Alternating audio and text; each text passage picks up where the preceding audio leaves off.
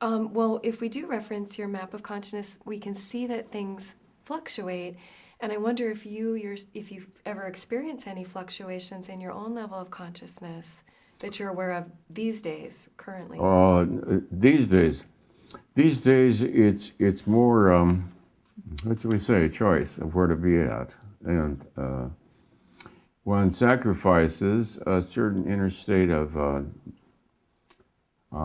bliss, I guess bliss would be the closest to it, in order to function. So I look at it as temporary. In other words, it's a temporary, in other words, in order to finish what I'm doing, you have to forego being in a higher place, because in a higher place, functioning is out of the question. There's no interest in the linear world.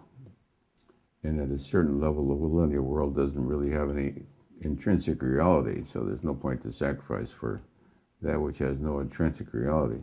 Right.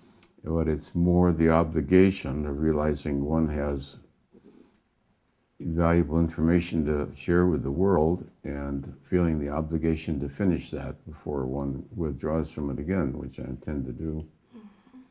And I'm finishing some books, and I'm looking forward to the fact that I'm tired of processing the linear domain. It's very tedious.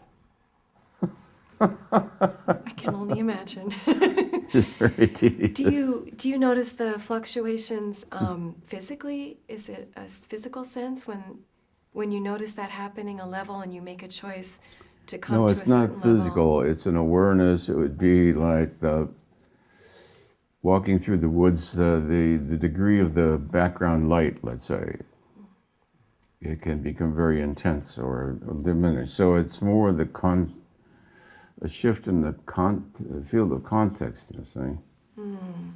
And then you reach a certain point where you feel you've pretty much said what you want to say this lifetime. And you look forward to not having to function on that level anymore, you know. It takes energy to not be really what you are, you know. Doesn't it? It's so hard to be not myself. It is. Once you experience just being the self with a capital S, it takes energy to be the small with a small s again, you know. So.